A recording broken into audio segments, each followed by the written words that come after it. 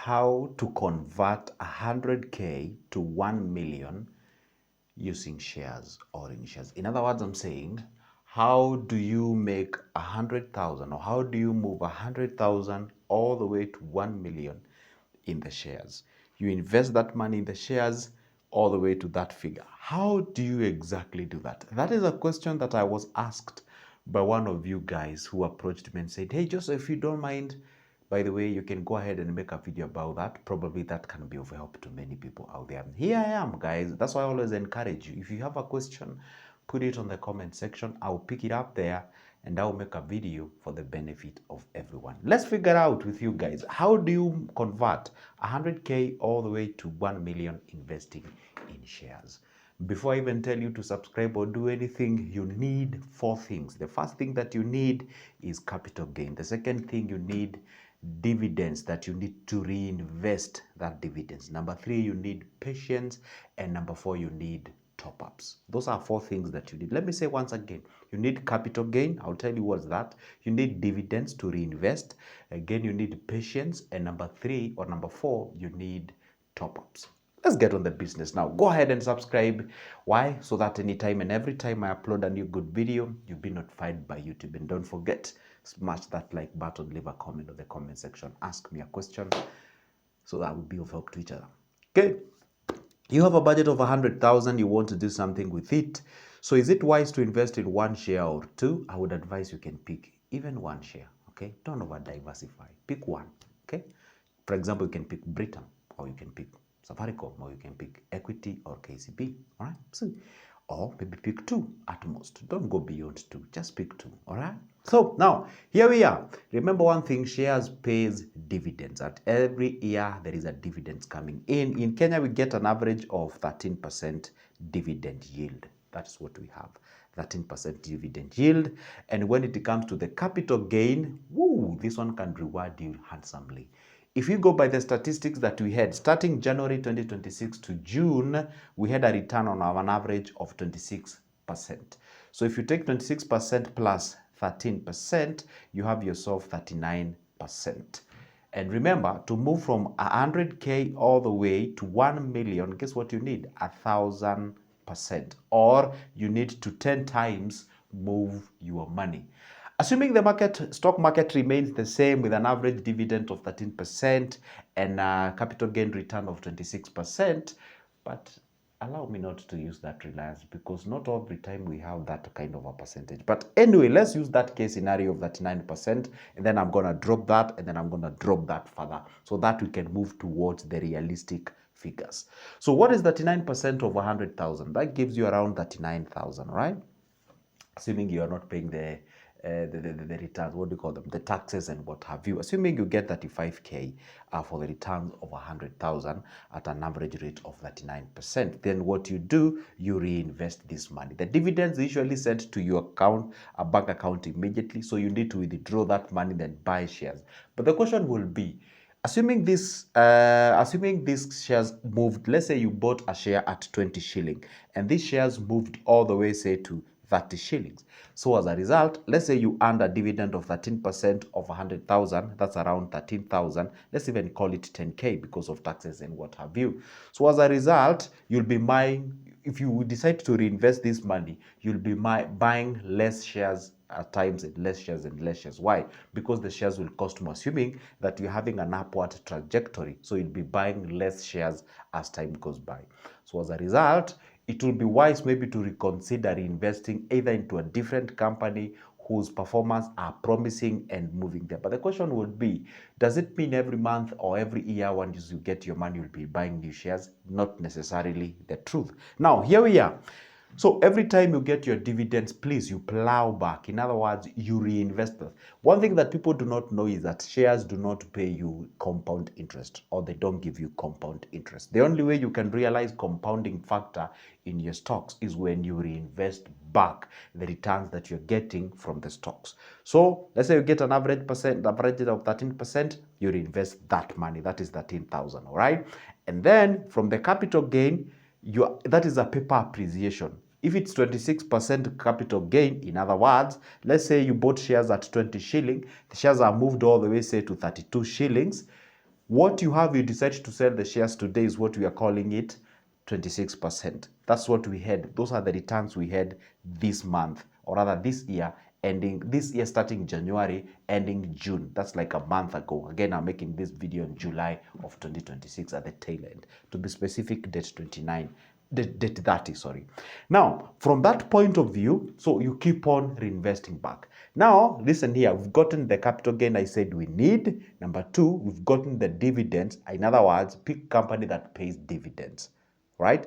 Apparently, Britain is not paying dividend as we speak, but is looking forward in starting paying dividends. I used it as an example. If I had 100,000, which companies would I invest my money to? Definitely, I would consider either getting it to equity and KCB, or both of them at the same time. You can split that money into two, get your 50K into equity, 50K into what? KCB, and you move from there. Now, the issue capital gain, this is where it appreciates. We are having some analysis with my guys, and of course with the advice of my stockbroker, we are seeing it moving from the current figures of 80s all the way to even beyond 100. If some are saying 110, some are saying 120 and thereabout. So again, if it moves from 80 all the way to 100 or 110, we are talking about an increment of a 30 Kenyan shilling. So what is it? That is close to even 50%. That is like 30 something percent capital gain or thereabout. You get what I'm saying? Good. Now you have your paper appreciation. So you cannot realize that extra 30,000 on top or 30% on top if you've not sold your shares, but you can realize it once you sell your shares. Now, let's go to the third thing that you need. You need patience. This is not going to happen within 1 month. That one I can tell you for sure. To convert 100K to 1 million, I'm not saying it can't happen in 1 month. It happens. For example, okay, not necessarily 1 month, 2 months, nah, 3, 4, 5, 6, 7, 8. The only track record I have is 8 months. 8 months, we had KPLC shares trading at around let's even call it 1.5 shilling, moving all the way right now as we speak, not even right now. 8 months from when they were 1.5 shilling to when they hit around the figures of 13 shilling, it was in a period of 8 months to 9 months, thereabout. Let's even work with 9 months. In a period of 9 months, you can actually realize we were almost 10 times our figure, because 10 times of 1.5, that's around 15 shillings, but now we're having around 13 shillings. Let's call it around 9 times. So in other words, if you had your 100,000 somewhere, talk about close to 1 million in the zones of 900,000 Kenyan shilling. So that is the closest I myself have witnessed. Are we together? So as a result, you need patience. You cannot get that figure within a month. You cannot get it in 2 months. You need to be patient. We are talking about year or years. That's what we are talking about. Are we together up to that particular juncture? Because some of you buy shares with an idea of, hey, this is a way of getting rich quick. You know, you get your money there. For example, I had a guy inboxing me telling me, Joseph, I have 20,000. How do I make this to 1 million in a period of 3 months? Bro, whoa, if I had an idea of how I can move my 20K to 1 million, I would do it with my money. I wouldn't be making videos here. So, truly speaking, you need patience.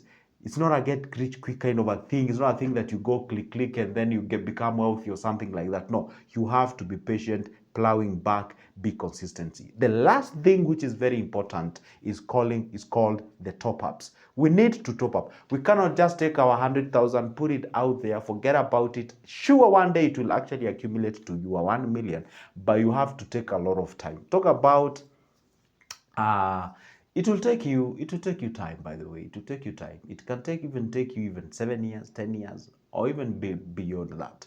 So as a result, if you want to shorten the period of time, do not solely rely on what we call the returns only without you topping up. Even if you decide to top up as little as 5,000 Kenyan shilling only, you commit yourself, say, you know what, right now I have a budget of 100,000. I'm gonna throwing in there into that investment, the stock market. Then I'm gonna be topping up 5,000 every month, 5,000 every month. 5,000 every month in a period of 1 year, that's 60,000. Purely out of savings. It's very early in the morning, guys. Sorry about that. So what happens is that if you pump in 5,000 continuously or consistently in a period of 1 year, that is 60,000. Okay, purely out of your savings. That money is also growing. It's also generating some cash out of it, because again, you're earning dividends. Again, you're earning what you call the capital gain. So if you do that, I can tell you, in a period of 5 to 6-ish years, you're now speaking the language of that amount of money. Funny thing, I know you're about to tell me, oh my goodness, 6 years sounds too long. It's not too long. Would you believe if I tell you, since we elected the president, the current sitting president, next year we are finishing our fifth year? What has it changed in your life? In the sense, like, do you even feel like, okay, maybe much has been changed. Probably you have kids, maybe you are married, you are not married, or something like that. I know a lot can happen within that period of time. But the fact is, in terms of your, do you feel even any change? Do you feel a bit older? Do you feel a bit sluggish or something like that? Probably you can't even tell the difference, how you were back in 5 years ago and how you'll be. And sometimes I love to use this simple example. It's a weird one, but it works for me. For example, it's 6 years. You're saying it's long. Okay, fine. Let's say you get married and then you make your wife pregnant. That's 1 year period. She gets the kid. So probably that kid will be around 5 years. 5 years, at what level is that kid?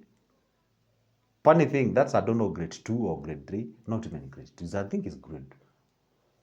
I don't know. I'm not aware of all those grades anyway. I'm not good at that. So, but the point here is, you have to understand one thing. Whether you invest or not, 6 years will lapse or 5 years will lapse. Still pass, and you're sitting there. So I think it's the best thing to do is to simply go ahead, take that action, and start investing as early as you can.